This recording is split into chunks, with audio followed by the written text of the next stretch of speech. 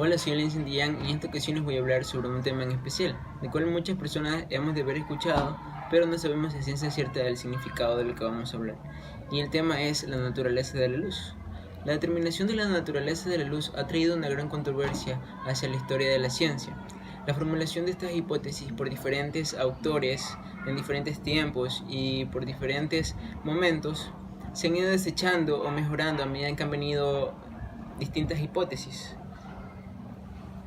Además de eso, aparecen dos hipótesis que fueron aceptadas y tuvieron una gran acogida, que aparecieron por dos grandes científicos, el cual era el primero el inglés Isaac Newton y el segundo el holandés Christian Huygens, de los cuales las dos teorías aparentemente eran muy contradictorias entre sí, pero estas teorías particularmente eran la teoría corpuscular de Newton y la teoría ondulatoria de Huygens.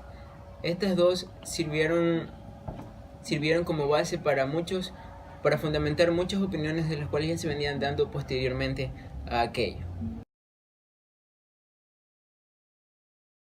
La naturaleza de la luz, 300 años en pocas palabras. A medida de que los científicos y los autores necesitaban acudir o apreciar todas sus teorías que ponían, apareció una grave problemática, y la cual se convirtió en una pregunta, que es: ¿qué es la luz? ¿Una partícula o una onda? Esta grave problemática hizo que entre los muchos autores existiera un conflicto y discusiones para saber cuáles eran las teorías. En 1703, Isaac Newton crea un tratado sobre la naturaleza de la luz, en el cual explicaba o decía que la luz blanca se dispersa en diferentes colores al pasar por un prisma, y que estaban formadas por partículas que se propagaban en el espacio vacío. Pero esto para muchos científicos no fue de su pensamiento, así como lo fue para el científico Christian Huygens y Robert Hooke, que dijeron que la naturaleza de la luz eran las de unas ondas, de los cuales quedó demostrado por otros científicos que era Young y Agustín Fresnel, de los cuales se dio a inicios del siglo XIX, en los cuales demostraron. Después, los científicos Jane Maxwell y Henry Hart confirmaron que las ondas eran radiaciones electromagnéticas. Estas teorías eran insuficientes para explicar las otras teorías, las cuales necesitaban explicarlas mediante el comportamiento de los fenómenos que se venían dando. Pero fue a inicios del siglo XX que el físico Max Planck propuso una teoría en la cual decía que la radiación electromagnética estaba dividida en pequeñas porciones de energía o cantidades, y también eran paquetes de energías llamados quantum. Sobre la teoría electromagnética de James Maxwell. El físico matemático escocés James Maxwell en 1864 estableció la teoría electromagnética de la luz, como también adelantándose a la comprobación experimental de la existencia de las ondas electromagnéticas efectuadas en 1887 por el físico alemán Heinrich Hertz. Esto lo hizo en 1857 a 1894, donde propuso que la luz es una onda mecánica, sino una forma de onda electromagnética de alta frecuencia. Las ondas luminosas consisten en la propagación, sin necesidad de someter a material alguno, de un campo eléctrico o de un campo magnético perpendiculares entre sí y de dirección de propagación. Bien, ahora veamos un gráfico para poder entender esta teoría de James Maxwell mejor. A continuación, veamos la imagen que estamos viendo aquí. Consiste en que el campo eléctrico variable genera un campo magnético, también variable, que a su vez genera un campo eléctrico variable, y de este modo se propagan por el espacio. Y casi por último, para finalizar, hablemos sobre el efecto fotoeléctrico de Einstein. El efecto fotoeléctrico fue descubierto en 1887 por Heinrich Hertz, que consiste en la emisión de electrones de una cierta energía al iniciar la luz, determinando con frecuencia sobre una superficie metálica. Este efecto no podía ser explicado mediante la teoría ondulatoria. A partir de la hipótesis cuántica del físico alemán Max Planck en 1858, si no es que no recuerdo, 1947, y también Albert Einstein propuso en 1905 que la luz está formada por un haz de pequeños corpúsculos en cuantos de energía, también llamados fotones.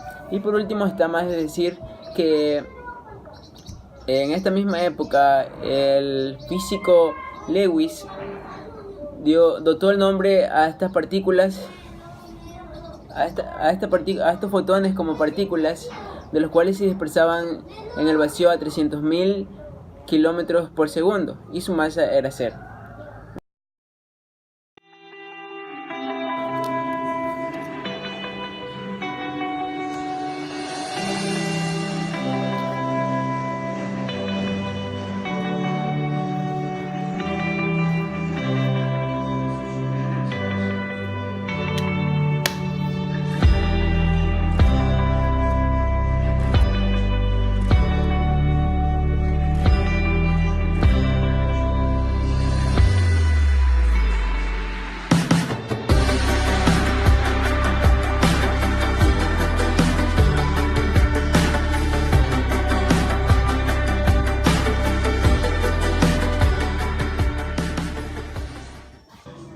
Bueno, en este primer experimento quiero empezar diciendo que, bueno, ¿sabías qué?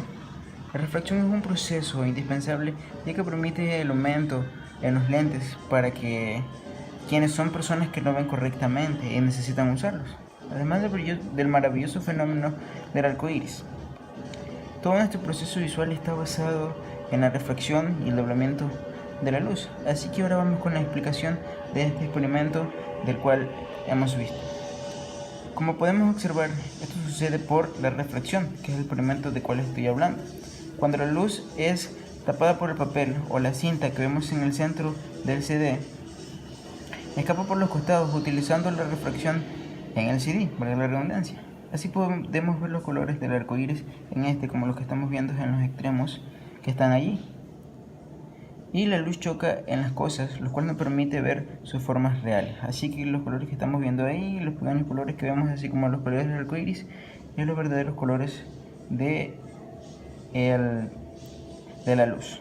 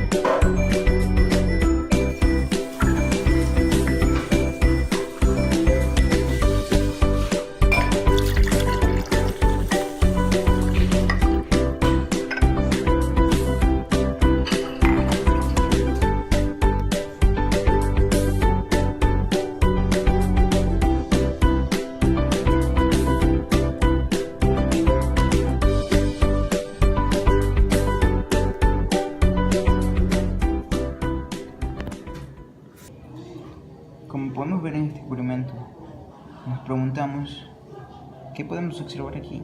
¿O qué es lo que sucede?